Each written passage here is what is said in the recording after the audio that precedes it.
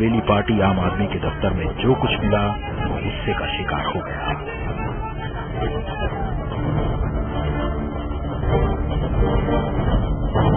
आम आदमी पार्टी ने तोड़फोड़ के पीछे सियासी साजिश का सीधा संकेत किया।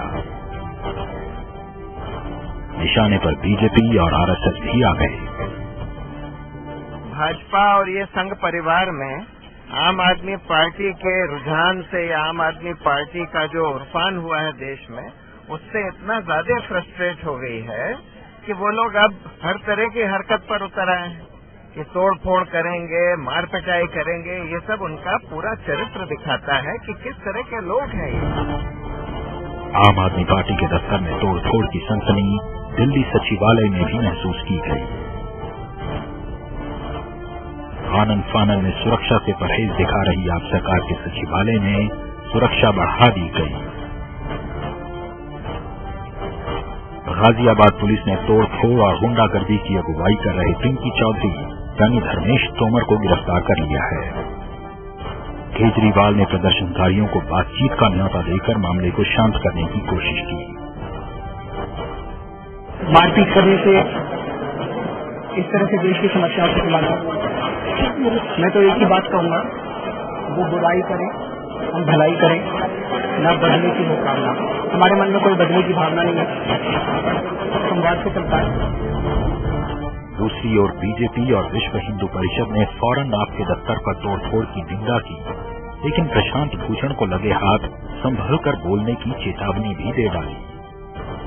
राजनीतिक दल हो या नेता हो, उस पे किसी तरह का भी हमला जो है वो निंदाजनक है, नहीं होना चाहिए।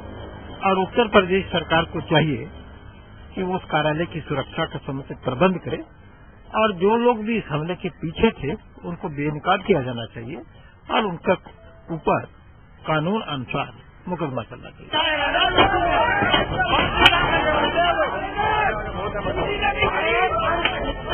आम आदमी पार्टी के कौशाम्बी दफ्तर पर हुए हमले ने सुरक्षा के लिहाज से तो कई सवाल खड़े कर ही दिए, बल्कि ये भी साफ कर दिया कि आने वाले वक्त में कश्मीर के मुद्दे पर पार्टी के लिए दिक्कतें कम होने का नाम नहीं लेंगी। कैमरा पर्सन अशोक कुमार के साथ सुनील चौधरी, लाइव इंडिया, दिल्ली।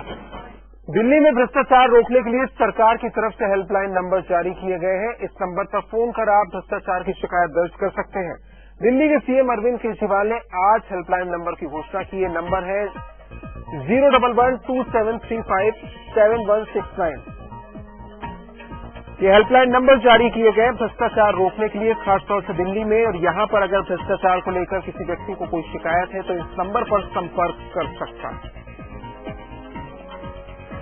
आज दिल्ली की जनता को मैं ये आह्वान करना चाहता हूं कि दिल्ली के अंदर अब हम लोगों को मिलकर भ्रष्टाचार दूर करना पड़ेगा। आज जो हम अनाउंसमेंट करने वाले हैं वो दिल्ली के हर नागरिक को एक एंटी करप्शन इंस्पेक्टर बना देता है। ये कैसे काम करेगा? एक फोन नंबर है, ये फोन नंबर हेल्पलाइन नंबर है, कंप्लेंट नंबर नहीं है। ये प्रसिद्ध क्लासिकल डांसर मल्लिका साराभाई आज आम आदमी पार्टी में शामिल हो गई। मल्लिका ने कहा कि उन्होंने पहले भी केजरीवाल के साथ काम किया और वो उन्हें अच्छी तरह जानती हैं और उन्होंने फैसला लिया पार्टी में शामिल होने का। करप्शन में इंडल्ज किया है, सभी पार्टी ने हिंदुस्तान को जस्टिस नहीं दी, तो हमें एक ऑल्टरनेटिव पार्टी को चांस देना चाहिए। मैं एक हिंदुस्तानी नागरिक के रूप से आम आदमी पार्टी ज्वाइन कर रही हूँ, एक फुट सोल्जर के नाते ज्वाइन कर रही हूँ। एक तरफ मुजफ्फरनगर के दंगा पीड़ित हैं जो बीते 4 महीने से राहत शिविर में जिंदगी बिता रहे हैं, जिनके पास सर्दी में ठिठुरने के अलावा कोई रास्ता नहीं, तो दूसरी तरफ यूपी के नेता जो 5 देशों की विदेश यात्रा पर गए हैं, एजुकेशनल टूर के नाम पर सैर सपाटे की उड़ान कर रहे हैं। एक तरफ राहत शिविरों की बात पर अखिलेश सरकार कंगाली का रोना रोती है, तो दूसरी तरफ मंत्रियों के सैर के लिए पैसे खर्च किए जाते हैं।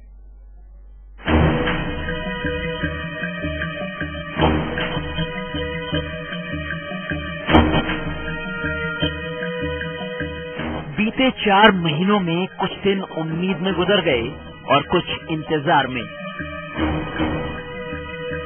उम्मीद इस बात की कि राहत शिविर से निकलकर एक नया आशियाना बनाएंगे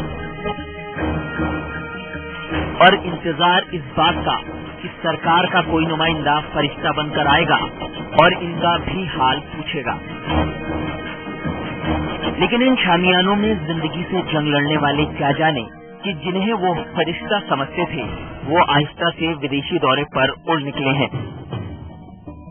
सैर पर सरकार, एक दो होते तो गनीमत थी, लेकिन यहाँ तो यूपी सरकार के 8 मंत्री समेत राज्य के कुल 17 लोग सैर सपाटे के लिए निकल पड़े हैं। कोई सवाल न उठे, इसलिए इस दौरे को स्टडी टूर का नाम दिया गया है। विदेशी सैर पर जाने वालों में यूपी सरकार के कुल 9 मंत्री, समाजवादी पार्टी के 3 विधायक, बीजेपी के 2 विधायक, आरएलडी के 1 विधायक समेत 2 सरकारी अफसर भी हैं। जो पैसा दंगा पीड़ितों पर खर्च हो सकता था वो विदेशी दौरे पर उड़ गया।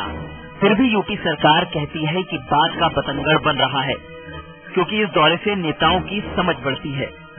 यहाँ पर कई दिन का दौरा है विदेश यात्रा का। यहाँ पर कई दिन का दौरा है विदेश यात्रा का। समाजवादी पार्टी के नेता जो बात नहीं समझा पाए वो हम आपको समझा देते हैं।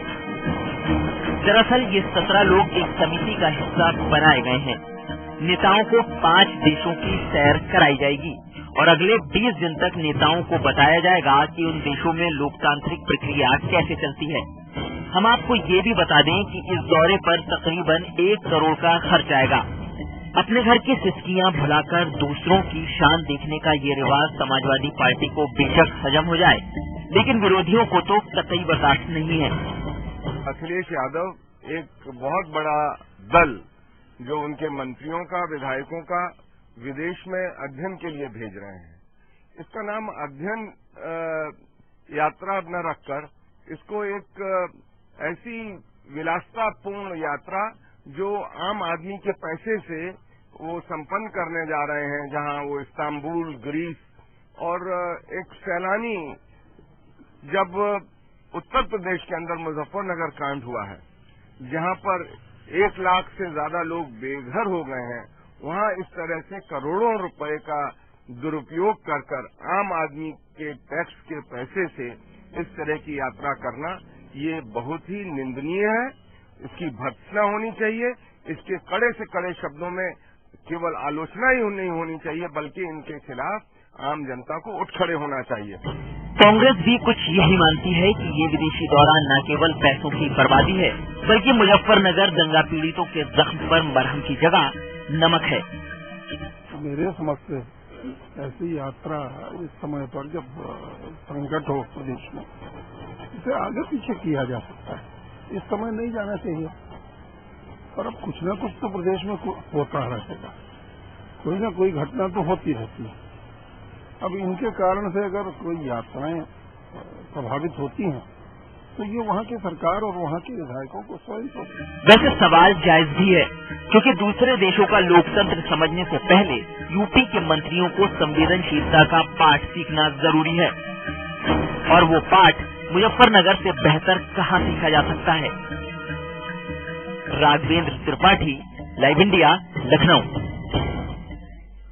लोकसभा चुनाव में फतह हासिल करने के लिए जी जान से जुटे मोदी को अपने कार्यकर्ताओं से ज्यादा भरोसा आईटी पर है। शायद यही वजह है कि मोदी ने अपनी पूरी ताकत आधुनिक संचार माध्यमों के इस्तेमाल पर झोंक दी है। खासतौर पर सोशल मीडिया में अपनी जगह को पहले से ज्यादा बढ़ाने के लिए मोदी ने अपनी रणनीति बदलने की कवायद शुरू कर दी है।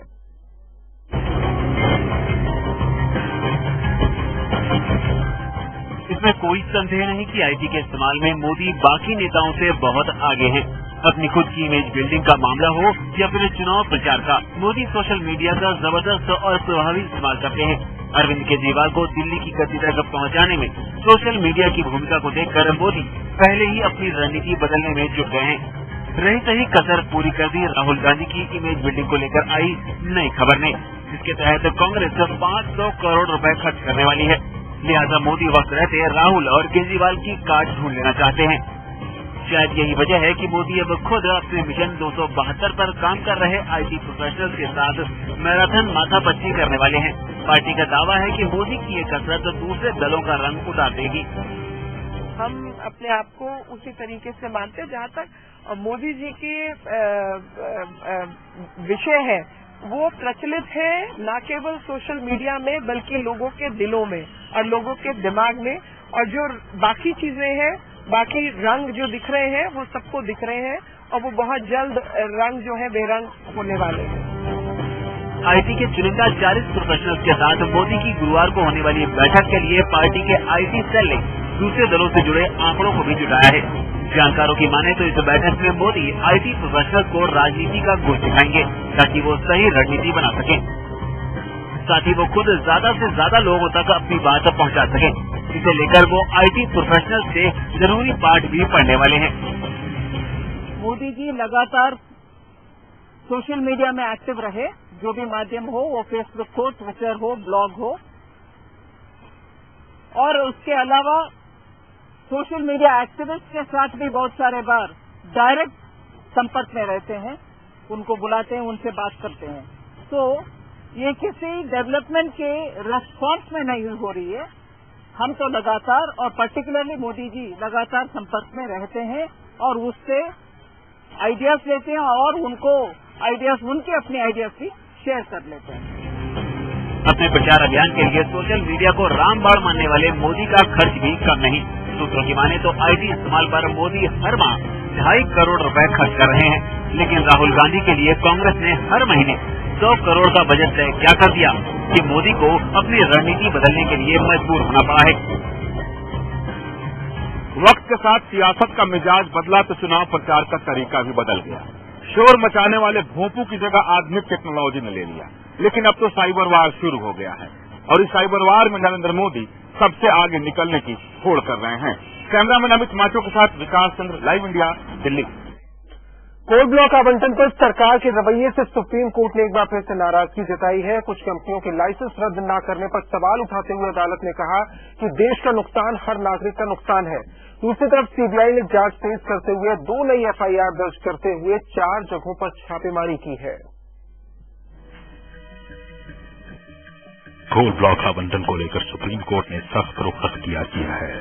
सुप्रीम कोर्ट ने केंद्र सरकार से पूछा है कि जिन 29 प्राइवेट कंपनियों ने अभी तक क्लियरेंस हासिल नहीं किया है, क्या केंद्र सरकार उनका लाइसेंस रद्द करेगी?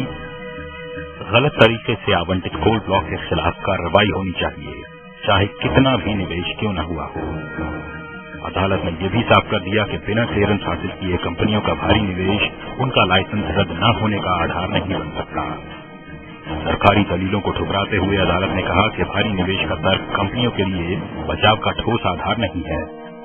ये कंपनियों ने अपने रिस्क पर किया है, जो गलत है।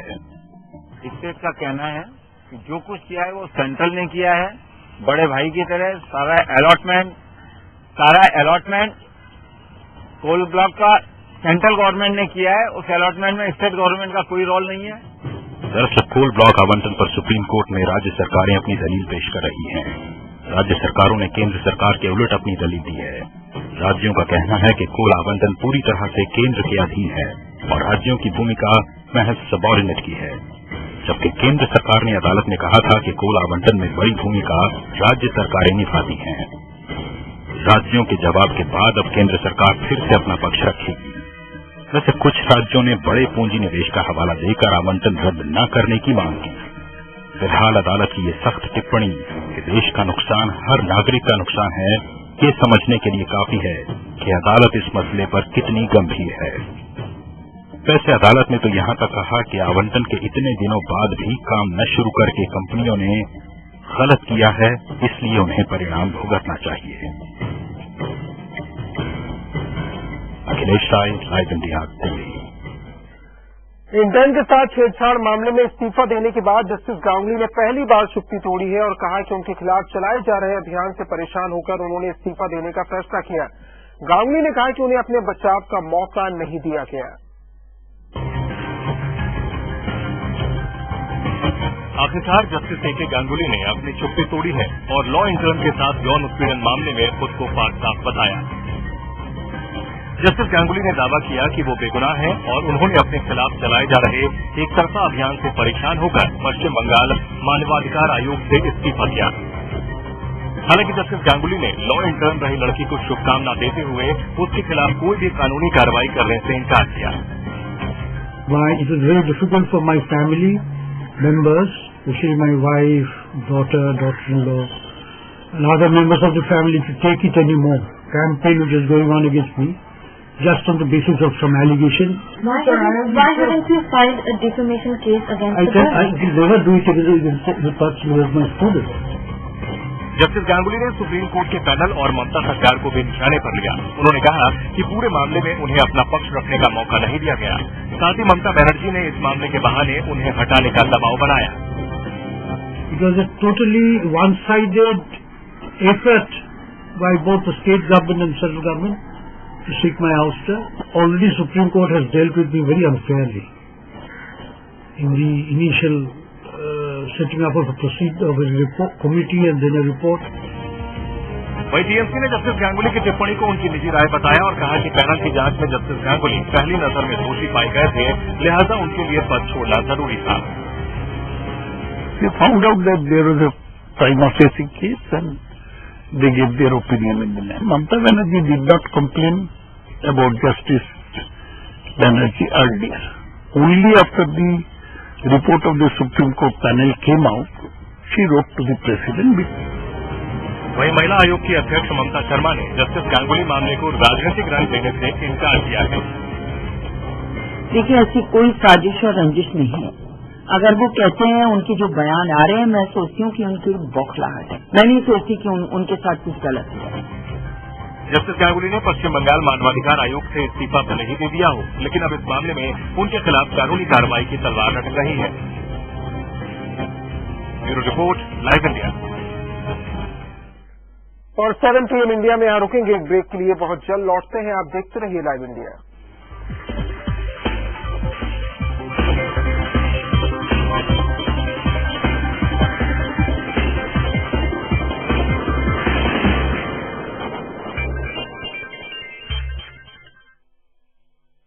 मेरा भरोसा है केश के आयुर्वेदिक तेल जो बना है 16 खास आयुर्वेदिक तत्वों से। केश के रखे मेरे बालों का ख्याल और बनाया है लंबा, काला और घना। केश के, the king of hair oil. माँ और बाबा ने एक एक पैसा जमा कर मुझे पढ़ाने का फैसला लिया था। मैं जानता था कि उन्होंने खुद के लिए कभी कुछ नहीं किया, पर मेरी पढ़ाई लिखाई हमेशा के लिए सुरक्षित कर दी।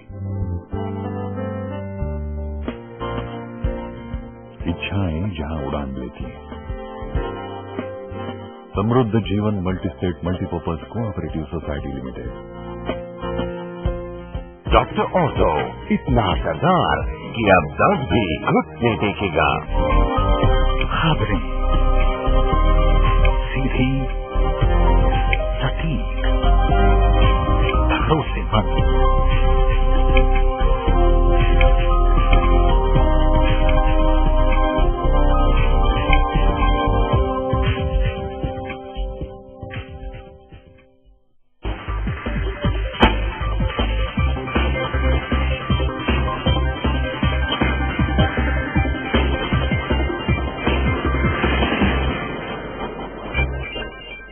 स्वागत है ब्रेक के बाद आपका। देवयानी मसले को लेकर भारत और अमेरिका के बीच तनाव बढ़ता जा रहा है। भारत ने अमेरिकी दूतावास से 16 जनवरी तक दूतावास में होने वाली सभी व्यावसायिक गतिविधियां रोकने के लिए कहा है। साथ ही भारत अमेरिकी राजनयिकों की गाड़ियों को सड़कों पर यातायात नियमों में मिलने वाली छूट पर भी विचार कर रहा है।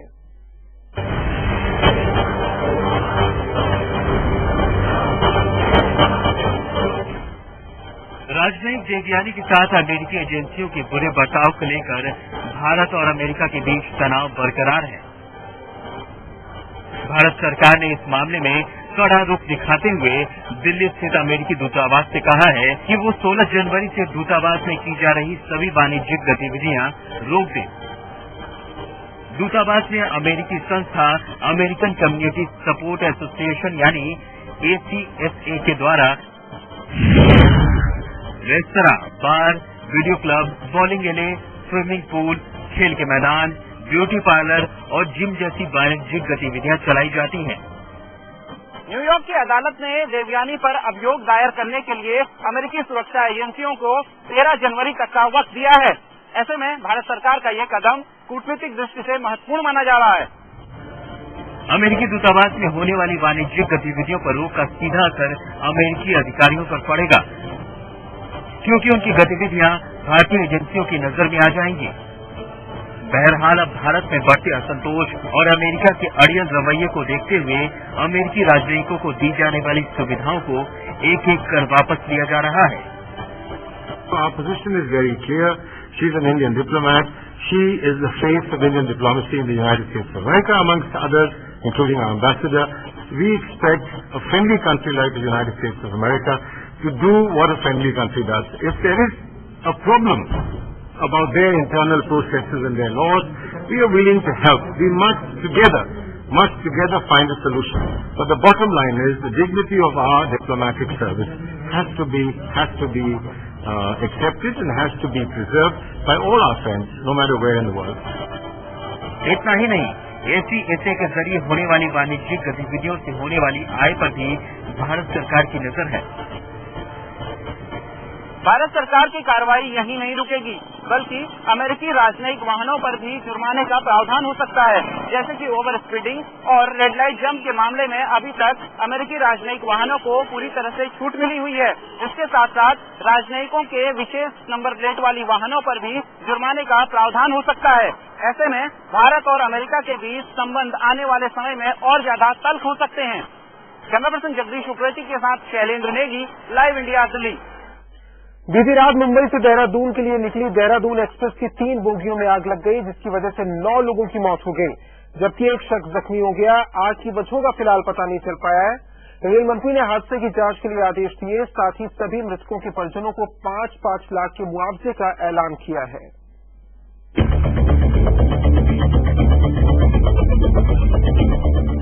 धू-धू करती ट्रेन की ये बोगियां हैं बांद्रा देहरादून एक्सप्रेस की। मंगलवार रात करीब 3 बजे ट्रेन की एक बोगी में आग लगी और देखते ही देखते इससे 2 और बोगियों को अपनी चपेट में ले लिया, जिसमें 9 यात्रियों की मौत हो गई।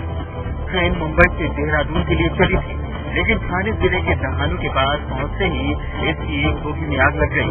जिस वक्त ट्रेन में आग लगी, ट्रेन के यात्री सो रहे थे। इस वजह से उन्हें बचने के लिए वक्त नहीं मिल पाया। आग की खबर गेटमैन ने ट्रेन के गार्ड को दी और फिर बाद में ट्रेन के ड्राइवर को इस बारे में बताकर ट्रेन को रुकवाया गया, नहीं तो ये हादसा और भी बड़ा हो सकता था। ये आग सबसे पहले वहाँ पास जब ट्रेन एक गेट से पास हो रही थी तो गेटमैन द्वारा बताया गया गार्ड को, और गार्ड द्वारा गाड़ी को रोकी गई और बहुत जल्दी ही गाड़ी रुक गई, जिससे कि रुकने के पश्चात चालक द्वारा और गार्ड की सूझबूझ के द्वारा जो जले हुए जिसमें जिन डब्बों में आग लगनी शुरू हुई थी उनको अलग कर दिया गया, जिससे कि आग को लिमिट कर दिया जाए। अंधेरा होने की वजह से बचाव कार्य में थोड़ी देरी हुई, लेकिन फायर ब्रिगेड की गाड़ियों के पहुंचने के बाद आग पर फौरन काबू पा लिया गया। हालांकि आग लगने की वजहों का अभी तक पता नहीं चल सका है। ये बताना मुश्किल होता है कि ये आग के क्या कारण थे, लेकिन रात के समय में जहाँ तक मेरा मानना है, रेल प्रशासन जो साइट पे थे, मंडल के अधिकारी जो साइट पे थे, गेटमैन, गार्ड और ड्राइवर जो साइट पे थे, उन्होंने बहुत सूझबूझ से इसमें जो डैमेज हो सकता है उसको कम करने का पूरा प्रयास किया। रेल मंत्री ने घटना की जांच के आदेश दे दिए थे। ऐसे हादसे क्यों हो रहे, क्या कारण है, इसका भी इंक्वायरी होना चाहिए। इसीलिए मैं चेयरमैन रेलवे बोर्ड को भी सुबह ही उनको सूचना दिया हूँ, वो इसमें जल्द से जल्द एक एक्शन लेंगे और ऐसी घटना न हो इसके लिए सारे कदम उठाए जाएंगे। हादसे के बाद इस रूट पर ट्रेनों का परिचालन घंटों बाधित रहा। बाद में जली बोगियों को अलग कर ट्रेन को देहरादून के लिए रवाना कर दिया गया। Bureau report, live India. Chennai में मंगलवार शाम पुलिस की गोली से एक नाबालिग लड़का जख्मी हो गया। आरोप है कि शहर के निलंकारी थाने में एक 15 साल के लड़के पर इंस्पेक्टर ने सर्विस रिवॉल्वर से गोली मार दी। जख्मी लड़के को अस्पताल में भर्ती कराया गया, जहां उसकी हालत नाजुक बनी हुई है। पुलिस अधिकारियों का कहना है कि गोली गलती से चल गई। बताया जा रहा है कि नाबालिग को चोरी के आरोप में क्राइम सेक्टर की टीम ने शहर से ही पकड़ा था। फिलहाल पुलिस इस मामले की जांच कर रही है। घटना के बाद स्थानीय लोगों ने गुस्सा दिखाया, थाने के बाहर प्रदर्शन भी किया।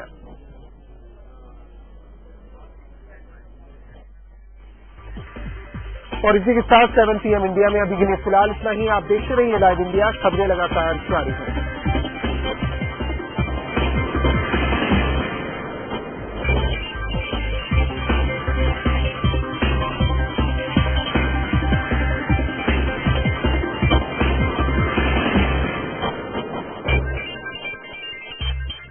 7PM इंडिया के प्रायोजक है केश किंग आयुर्वेदिक तेल, the king of hair oil.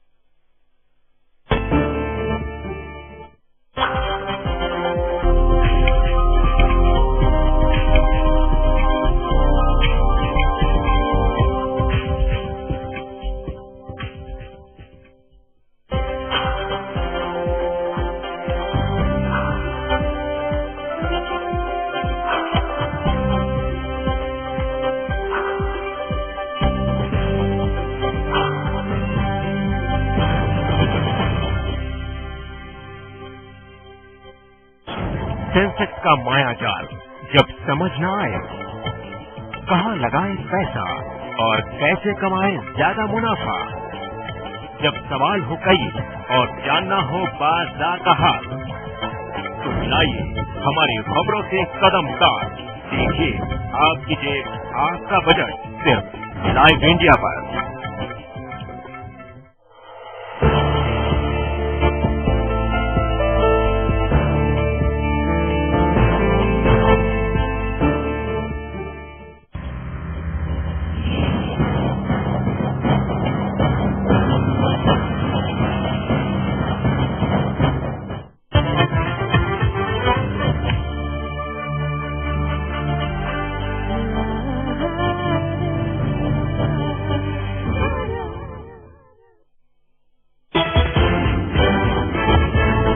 Kejriwal ने जारी की भ्रष्टाचार के खिलाफ हेल्पलाइन, कहा दिल्ली के नागरिकों को सिखाएंगे सिंह करना। भ्रष्ट अधिकारियों को चेतावनी, सुधर जाए या फिर जेल जाने के लिए रहे तैयार। आपके दफ्तर पर हिंदू रक्षा दल का हमला, कश्मीर पर जनमत संग्रह की प्रशांत भूषण की मांग से नाराज। केजरीवाल ने कहा मारपीट से नहीं निकलेगा कश्मीर समस्या का समाधान। शकील अहमद पर दंगों पर विवादित बयान देने का आरोप, भारत में दंगे से बीजेपी को फायदा और पाक में दंगे पर आईएसआई लेती है दुनिया भर से चंदा। अपने युवराज के ताज पोषने की तैयारी में जुटी कांग्रेस, राहुल के घर कांग्रेस अध्यक्ष सोनिया गांधी और प्रियंका की बैठक, लोकसभा चुनावों को लेकर हुई चर्चा। मुजफ्फरनगर के राहत कैंपों में लोग बदहाल, सफाई महोत्सव में माधुरी और सलमान का डांस। अखिलेश सरकार के 8 मंत्री सैर सपाटे के लिए विदेश रवाना। जस्टिस गांगुली ने सुप्रीम कोर्ट पर साधा निशाना, कहा मेरे साथ हुआ गलत व्यवहार, मेरे खिलाफ चल रहा है कैंपेन, परिवार के लिए असहनीय, इस्तीफे का मतलब गुनाह कबूल करना नहीं। देवयानी पर अमेरिकी रवैये में बदलाव न होने पर भारत का कड़ा रुख, अमेरिकी दूतावास में कमर्शियल गतिविधियों पर लगाई रोक। 16 जनवरी से नहीं चलेंगे रेस्टोरेंट, क्लब और बार।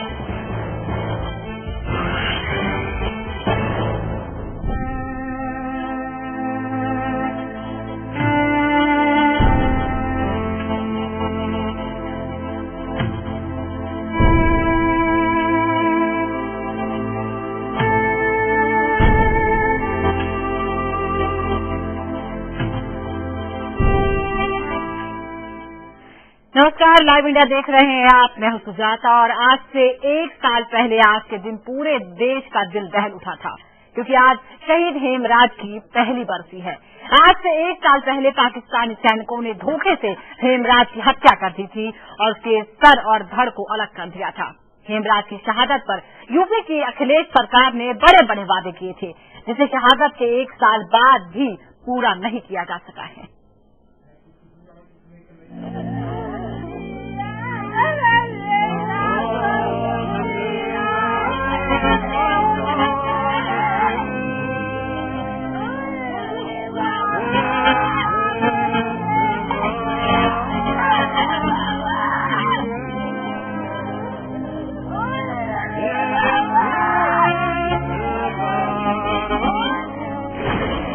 शहादत का